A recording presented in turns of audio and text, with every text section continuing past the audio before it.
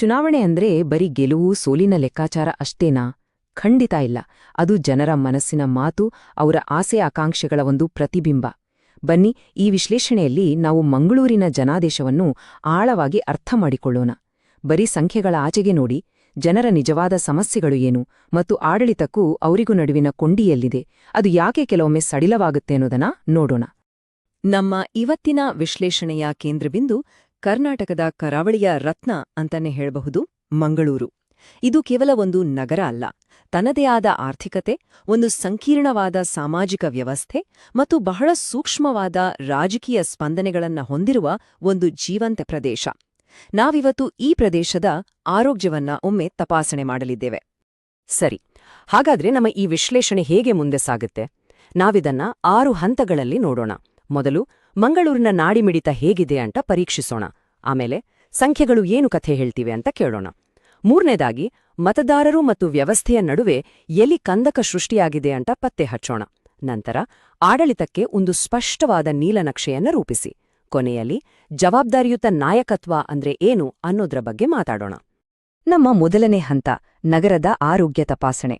ಒಂದು ಕ್ಷಣ ಮಂಗಳೂರನ್ನು ಒಬ್ಬ ರೋಗಿ ಅಂತ ಅಂದುಕೊಳ್ಳಿ. ಅದರ ಪ್ರಮುಖ ಲಕ್ಷಣಗಳಾದ ಅಲ್ಲಿನ ಜನರು, ಅಲ್ಲಿಗೆ ಹರಿದು ಬರುತ್ತಿರುವ ಹೂಡಿಕೆ ಮತ್ತು ಇವೆರಡರ ನಡುವೆ ನಡೀತಿರೋ ಘರ್ಷಣೆ, ಇವುಗಳ ಆಧಾರದ ಮೇಲೆ ಅದರ ಆರೋಗ್ಯದ ಸ್ಥಿತಿಯನ್ನ ಅರಿಯೋಣ.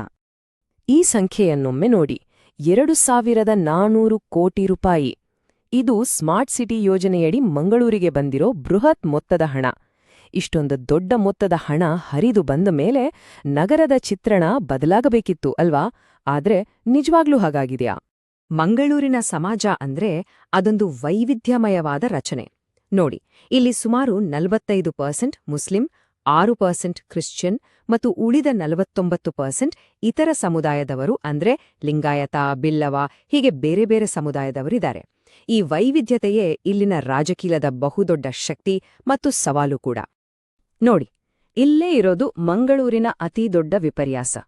ಒಂದು ಕಡೆ ಸಾವಿರಾರು ಕೋಟಿಗಳಷ್ಟು ಅಭಿವೃದ್ಧಿ ನಿಧಿ ಹರಿದು ಬರ್ತಿದೆ, ಇನ್ನೊಂದು ಕಡೆ ಮೂಲಭೂತ ಸೌಕರ್ಯಗಳ ವೈಫಲ್ಯದಿಂದ ಅಭಿವೃದ್ಧಿ ಅಂತರ ಸೂಚ್ಯಂಕ ಹೆಚ್ಚಾಗ್ತಾನೇ ಇದೆ. ಪ್ರಶ್ನೆ ಇಷ್ಟೇ, ಹಣ ಬರ್ತಿದ್ರೂ ಜನರ ಸಮಸ್ಯೆಗಳು ಯಾಕೆ ಬಗೆಹರಿಯುತ್ತಿಲ್ಲ? ಈ ಅಭಿವೃದ್ಧಿ ಅಂತರ ಅನ್ನೋದು ಕೇವಲ ಒಂದು ಅಂಕಿಅಂಶ ಅಲ್ಲ, ಅದು ಜನರ ದಿನನಿತ್ಯದ ಬದುಕಿನ ನೋವು. ವರ್ಷದಲ್ಲಿ 3 ತಿಂಗಳಿಗೂ ಹೆಚ್ಚು ಕಾಲ ನೀರಿಗಾಗಿ ಪರದಾಟ. ಮಳೆ ಬಂತು ಅಂದ್ರೆ ಸಾಕು, ಪಂಪ್ವೆಲ್, ಕದ್ರಿ ಅಂತ ಕಡೆಗಳಲ್ಲಿ ಮನೆಗಳಿಗೆ ನೀರು ನುಗ್ಗುತ್ತೆ ಅನ್ನೋ ಭಯ. ಹಾಳಾದ ರಸ್ತೆಗಳು, ಓದಿರೋ ಯುವಕರಿಗೆ ಕೆಲ್ಸ ಇಲ್ಲ, ಎಲ್ಲೆಂದರಲ್ಲಿ ಕಸದ ರಾಶಿಗಳು. ಇವೆಲ್ಲವೂ ಆಡಳಿತಕ್ಕೆ ಮತದಾರರು ಕೊಡ್ತಿರೋ ದೂರ್ಪಟ್ಟಿ. ಜನರ ಈ ಸಮಸ್ಯೆಗಳನ್ನ ನಾವು ಕೇವಲ ದೂರುಗಳು ಅಂತ ನೋಡೋದು ಸರಿಯಲ್ಲ.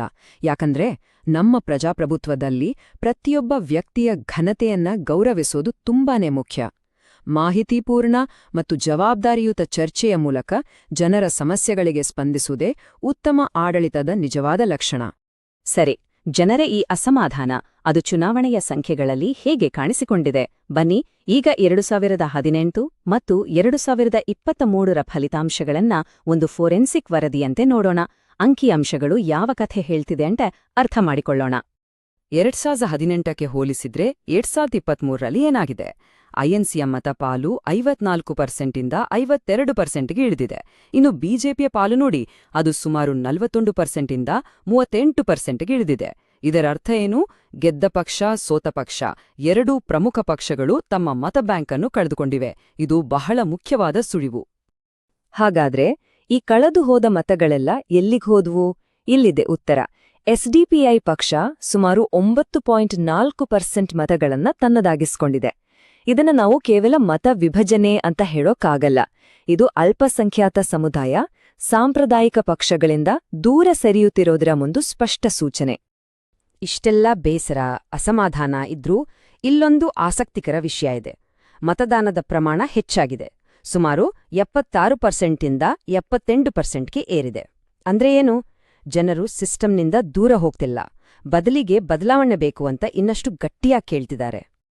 ಸರಿ, ನಾವು ಡೇಟಾದಲ್ಲಿ ಏನಾಗಿದೆ ಅಂತ ನೋಡಿದ್ವಿ. ಈಗ ಯಾಕೆ ಹೀಗಾಯಿತು ಅನ್ನೋದನ್ನ ನೋಡೋಣ. ಮತದಾರರ ಅಸಮಾಧಾನದ ಮೂಲ ಕಾರಣಗಳು ಯಾವುವು?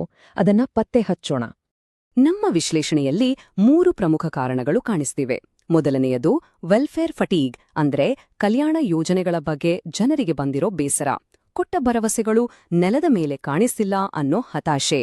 ಎರಡನೆಯದು ನೀರು, ಚರಂಡಿಯಂತಹ ಮೂಲಭೂತ ಸೌಕರ್ಯಗಳ ಕೊರತೆ. ಮತ್ತು ಮೂರನೆಯದು ಯುವಕರಿಗೆ ಅವರ ಓದಿಗೆ ತಕ್ಕ ಉದ್ಯೋಗ ಸಿಗದೇ ಇರೋದು. ಈ ಪರಿಸ್ಥಿತಿಯನ್ನ ಒಬ್ಬ ಚಾಲೆಂಜರ್ ದೃಷ್ಟಿಯಿಂದ ನೋಡಿದ್ರೆ ಹೇಗಿರುತ್ತೆ? ನೋಡಿ, ಜನರ ಸಮಸ್ಯೆಗಳು ಮತ್ತು ಆಡಳಿತ ವಿರೋಧಿ ಅಲೆ ಅನ್ನೋದು ಒಂದು ದೊಡ್ಡ ಅವಕಾಶ. ಆದ್ರೆ ಐಎನ್ಸಿಯ ಸಾಂಪ್ರದಾಯಿಕ ಹಿಡಿತ ಒಂದು ವೀಕ್ನೆಸ್. ಹಾಗೆ ಎಸ್ಡಿಪಿಐಯಿಂದ ಆಗೋ ಮತ ವಿಭಜನೆ ಒಂದು ಥ್ರೆಟ್. ಇಲ್ಲಿ ಗೆಲುವು ಅನ್ನೋದು ಇವುಗಳ ನಡುವಿನ ಒಂದು ಜಾಣ್ಮೆಯ ಆಟ. ಸರಿ, ರೋಗ ಯಾವುದು ಅಂತ ಗೊತ್ತಾಯ್ತು. ಈಗ ಅದಕ್ಕೆ ಚಿಕಿತ್ಸೆ ಏನು ಅಂತ ನೋಡೋಣ. ಮಂಗಳೂರಿನ ಭವಿಷ್ಯ ಕಾಡಿ ಜನರ ನಂಬಿಕೆಯನ್ನು ಮತ್ತೆ ಗಳಿಸೋಕೆ ಒಂದು ಡೇಟಾ ಆಧಾರಿತ ನೀಲನಕ್ಷೆ ಇಲ್ಲಿದೆ. ಮೊದಲನೆಯದು ಮಂಗಳೂರು ವಾಟರ್ ಮೆಟ್ರೋ ಯೋಜನೆ. ಇದಕ್ಕೆ ಬೇಕಾಗಿರೋದು 200 ಕೋಟಿ ರೂಪಾಯಿ. ಇದರಿಂದ ಟ್ರಾಫಿಕ್ ಸಮಸ್ಯೆ ಕಡಿಮೆ ಆಗತ್ತೆ, ಅಷ್ಟೇ ಅಲ್ಲ, ಸುಮಾರು 1,000 ಹೊಸ ಉದ್ಯೋಗಗಳು ಕೂಡ ಸೃಷ್ಟಿಯಾಗತ್ತೆ.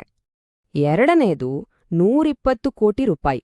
ಇದರಿಂದ ಬೈಕರ್ನ ಕಟ್ಟೆ, ಕದ್ರಿ ಅಂತಹ ಕಡೆ ಮಳೆಗಾಲದಲ್ಲಾಗೋ ಪ್ರವಾಹದ ಸಮಸ್ಯೆಗೆ ಶಾಶ್ವತ ಪರಿಹಾರ ಸಿಗುತ್ತೆ. ಅಂದ್ರೆ ಚರಂಡಿ ಮತ್ತು ರಸ್ತೆಗಳನ್ನ ಸಂಪೂರ್ಣವಾಗಿ ಸರಿಪಡಿಸೋದು. ಮೂರನೇದಾಗಿ 50 ಕೋಟಿ ರೂಪಾಯಿ. ಇದರಿಂದ ವರ್ಷದಲ್ಲಿ 3 ತಿಂಗಳು ಜನ ಎದುರಿಸೋ ನೀರಿನ ಸಮಸ್ಯೆಗೆ ಫುಲ್ ಸ್ಟಾಪ್ ಇಡಬಹುದು. ಎಲ್ಲ ನಾಗರಿಕರಿಗೆ ಪ್ರತಿದಿನ ನೀರು ಸಿಗೋ ಹಾಗೆ ಮಾಡೋದು. ಈ ಎಲ್ಲ ಯೋಜನೆಗಳ ಹಿಂದಿರೋ ಮೂಲಮಂತ್ರ ಒಂದೇ: ಎಲ್ಲರಿಗೂ ಅಭಿವೃದ್ಧಿ ಮತ್ತು ಉತ್ತಮ ಆಡಳಿತ. ಅಂದ್ರೆ ಜಾತಿ ಧರ್ಮದ ರಾಜಕೀಯ ಬದಿಗಿಟ್ಟು ಪ್ರತಿಯೊಬ್ಬ ನಾಗರಿಕನ ಬದುಕನ್ನ ಉತ್ತಮಗೊಳಿಸೋದು, ಕಣ್ಣಿಗೆ ಕಾಣೋ ಹಾಗೆ ಕೆಲಸ ಮಾಡಿ ತೋರಿಸೋದು. ಆದ್ರೆ ಯಾವುದೇ ಆಡಳಿತ ಯಶಸ್ವಿಯಾಗೋಕ್ಕೆ ಜನರ ಮತ್ತು ಸರ್ಕಾರದ ನಡುವೆ ನಂಬಿಕೆ ಇರಬೇಕು. ಆ ನಂಬಿಕೆ ಹೇಗ್ ಬರುತ್ತೆ? ಪ್ರತಿಯೊಬ್ಬ ನಾಗರಿಕನ ಖಾಸಗಿತನವನ್ನ ಗೌರವಿಸೋದ್ರಿಂದ. ಜನರ ವೈಯಕ್ತಿಕ ಡೇಟಾವನ್ನ ಅವರ ಅನುಮತಿ ಇಲ್ಲದೆ ಬಳಸಬಾರ್ದು. ಇದು ನಮ್ಮ ದೇಶದ ಡಿಜಿಟಲ್ ಪ್ರೈವಸಿ ಕಾನೂನಿನ ಆಶಯ ಕೂಡ. ಈಗ ನಾವು ನಮ್ಮ ವಿಶ್ಲೇಷಣೆಯ ಕೊನೆಯ ಹಂತಕ್ಕೆ ಬಂದಿದ್ದೀವಿ. ಇದು ಎಲ್ಲಕ್ಕಿಂತ ಮುಖ್ಯವಾದದ್ದು. ಇದು ಬರೀ ಯೋಜನೆಗಳ ಬಗ್ಗೆ ಅಲ್ಲ, ಇದು ನಾಯಕತ್ವದ ಜವಾಬ್ದಾರಿಯ ಬಗ್ಗೆ, ಭರವಸೆಗಳಿಂದ ಸಾಕ್ಷಿಯ ಕಡೆಗೆ ಸಾಗುವ ದಾರಿಯ ಬಗ್ಗೆ. ಕೊನೆಗೆ ನಾವು ನಮ್ಮನ್ನೇ ಕೇಳ್ಕೊಳ್ಳಬೇಕಾದ ಪ್ರಶ್ನೆ ಇದು: ಚುನಾವಣೆಯಲ್ಲಿ ಕೊಡೋ ಭರವಸೆಗಳು ಮತ್ತು ಆ ಭರವಸೆಗಳು ಈಡೇರಿವೆ ಅನ್ನೋದಕ್ಕೆ ಸಿಗೋ ಸಾಕ್ಷಿಗಳ ನಡುವಿನ ಅಂತರವನ್ನ ಕಡಿಮೆ ಮಾಡೋದು ಹೇಗೆ? ಇದು ಇವತ್ತಿನ ಆಡಳಿತದ ಮುಂದಿರೋ ಅತಿ ದೊಡ್ಡ ಸವಾಲು.